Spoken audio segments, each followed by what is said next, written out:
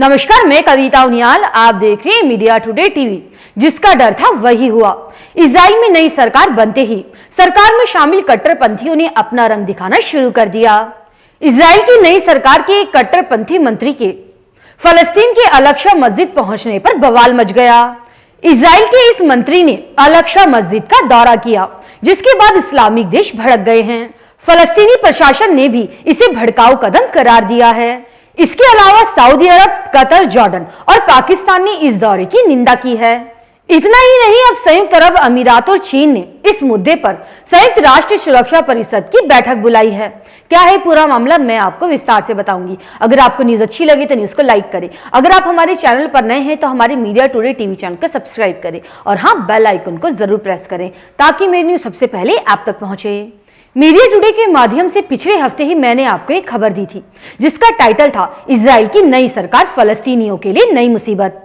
उसमें हमने आपको बताया था कि नई सरकार में शामिल कट्टरपंथी नेता फलस्तीन में एक बार फिर से संघर्ष को बढ़ा सकते हैं, और हुआ भी वही। इजराइल के नए प्रधानमंत्री बेंजामिन नेतन्याहू की शपथ ग्रहण को अभी एक हफ्ता भी पूरा नहीं हुआ कि इजराइल की सरकार में शामिल कट्टरपंथी नेता, जो सरकार में मंत्री भी हैं, वो मस्जिद अल-अक्सा जा पहुंचा। इजरायली मंत्री के इस दौरे से अरब देशों और इजराइल के बीच एक बार फिर से तनाव बढ़ गया है। मक्का और मदीना के बाद मस्जिद अल-अक्सा मुसलमानों के लिए सबसे पवित्र स्थल माना जाता है। मुसलमानों के अलावा दूसरे धर्मों के लोगों के लिए वहां जाकर प्रार्थना करने पर रोक है।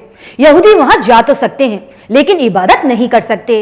इजरायली मंत्री के इस दौरे को मस्जिद के मौजूदा सूरत हाल को बदलने की कोशिश के तौर पर देखा जा रहा है। इजरायली मंत्री इतमार बेन गवीर की इस हरकत पर मुस्लिम देशों ने नाराजगी जाहिर करते हुए सख्त रद्द-ए-अमल दिखाया है। सऊदी अरब के विदेश मंत्रालय ने इस दौरे की कड़ी निंदा की है। सऊदी अरब ने फलस्तीन की आजादी की मांग का समर्थन करते हुए कहा है कि सऊदी अरब फलस्तीन के लोगों के साथ मजबूती से खड़ा है। जॉर्डन के विदेश मंत्रालय ने बयान जारी करते हुए कहा है कि जॉर्डन अल-अक्सा मस्जिद में मंत्री के प्रवेश और उसकी पवित्रता की उल्लंघन की कड़ी शब्दों में निंदा करता है। इस यात्रा के मद्देनजर जॉर्डन ने इजराइल के राजदूत को भी तलब किया है। जॉर्डन और इजराइल के बीच हुए समझौते के मुताबिक अल-अक्सा मस्जिद के परिसर में गैर मुसलमानों को आने की इजाजत तो है, लेकिन प्रार्थना करने की अनुमति नहीं है। समझौते के बावजूद यहूदियों ने पिछले कुछ समय से कई बार अल-अक्सा मस्जिद में प्रार्थना करने की कोशिश की है, जिससे तनाव बढ़ गया और कई बार हिंसा भी हुई है।